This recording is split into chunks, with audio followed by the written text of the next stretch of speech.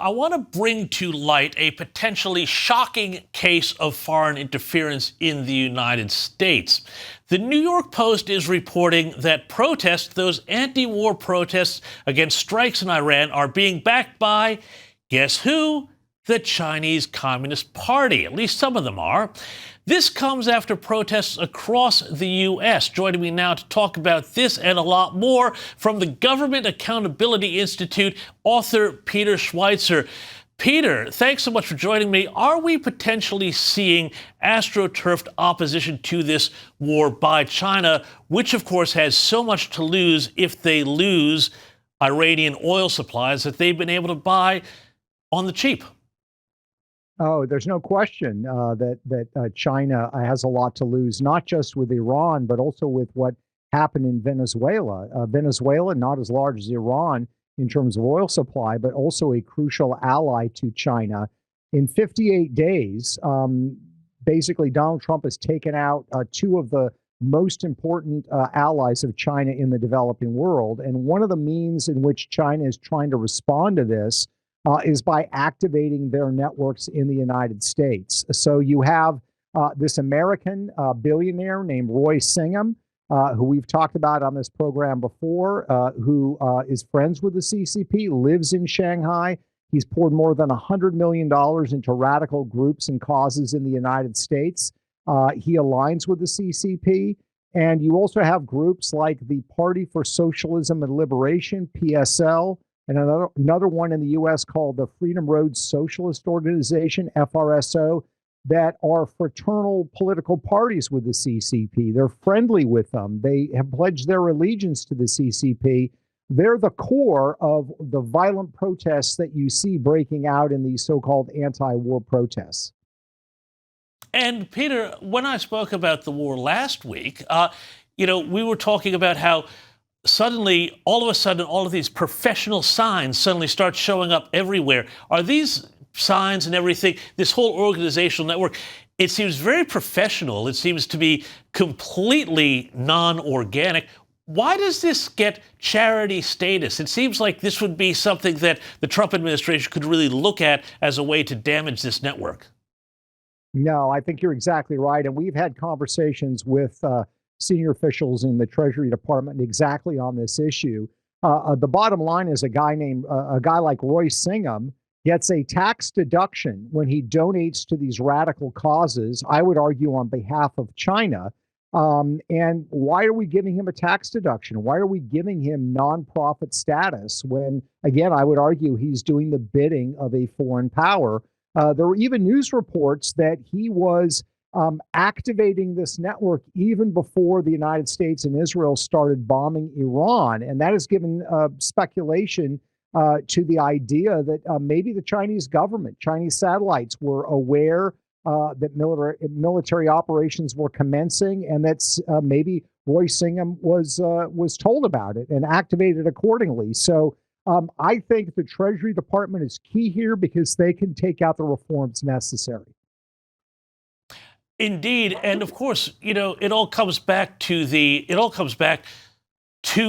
importance that China places on Iran, because one of the things that we've seen here is Chinese technology going into the proving ground of battle and actually not doing that great. We've seen Chinese ships that were heavily dependent on Chinese technology now at the bottom of the ocean. We've seen Chinese air defense systems that, as one person said, work by blowing up when there's a missile near them. Is this showing that the Chinese military may be a bit more of a paper tiger than we had thought or feared?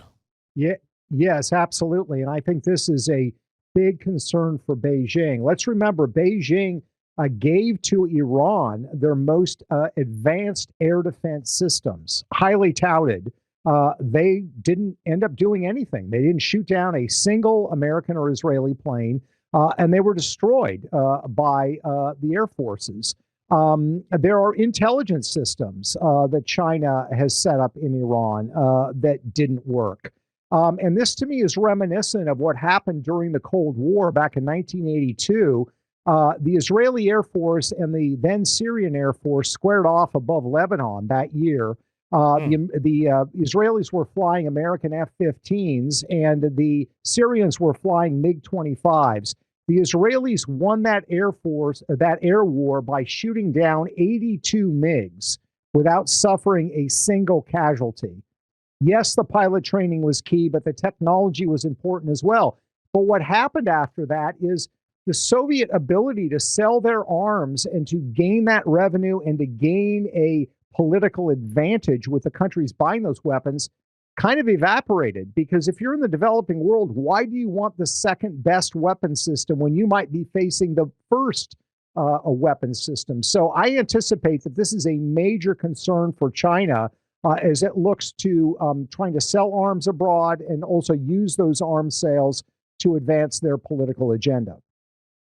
Well, Peter, I would go a step further, and I'd love your thoughts on this. But, for years now, at least a couple of decades, we've seen China more and more chauvinistically saying the West is in decline, the United States is in decline, China is rising. You want to tie up with us because the 21st century will be the Chinese century. Now, this seems to shift that narrative quite a bit. And people who watch the show know that I have been putting for a long time Venezuela, Cuba, now Iran into the context of confronting China without confronting China. What do you make of that? Is this the ultimate Trump strategy? And when you see things like the news which broke a little while ago that China is apparently banning exports of jet fuel and petroleum products, it says to me that they may know they've got a real problem here.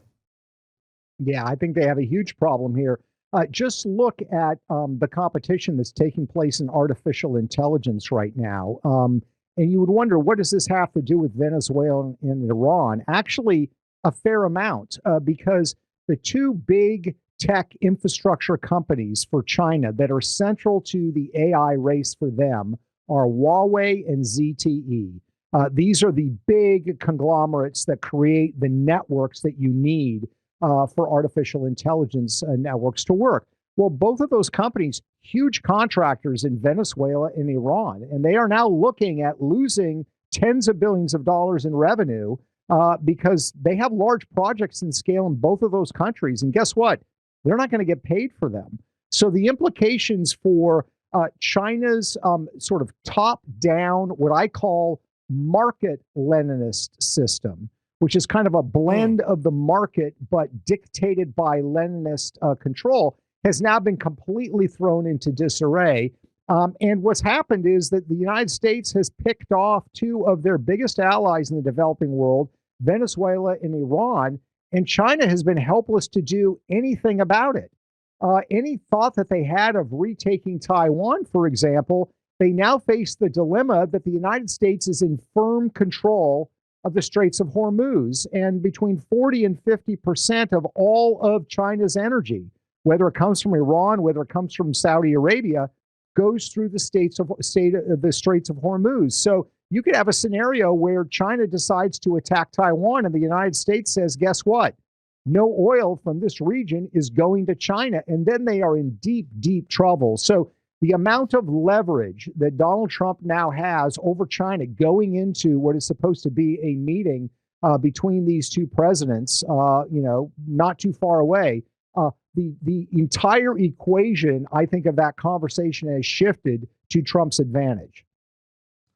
Do you think, though, just coming out of that meeting, we know that Trump is a great deal maker, that he's transactional as well as principled for America. Do you see some sort of rapprochement, maybe some sort of détente with China saying, maybe we've bitten off more than we can chew. We need to, both sides, calm this down? Well, I think that's going to be China's line. I'm skeptical about negotiated solutions with China because they don't honor them. Trump negotiated the purchase of American agricultural products, a whole bunch of agreements with China in his first term. China didn't honor any of them. China said they were going to deal with precursor chemicals and the Chinese industrial involvement in fentanyl. They didn't do any of that. That was back in 2017. So I don't see any evidence that when China says, hey, let's make a deal, let's stick to that deal, I don't see any evidence that they are going to do so. So My advice to Donald Trump, of course, he's not asking for it, would be to be skeptical of any proposed deal by China and continue with an assertive foreign policy that does not directly challenge China, but continues in this competition between the two powers to take the initiative and to take advantage of what is China's clear vulnerability and weakness in this economic space. We started the year by them threatening with rare earth minerals. We are now in the scenario where they have a deep vulnerability when it comes to energy. We've talked about oil. Let's remember, they import a lot of coal from Iran, and that coal is what they use to fuel their data centers for AI. So they've got major vulnerabilities in ways that we haven't even fully appreciated right now. Peter Schweizer, I think you're absolutely correct. Love having you on the program. Thank you so much for joining me, and everybody out there, go find Peter Schweizer's books and everything else online. Now,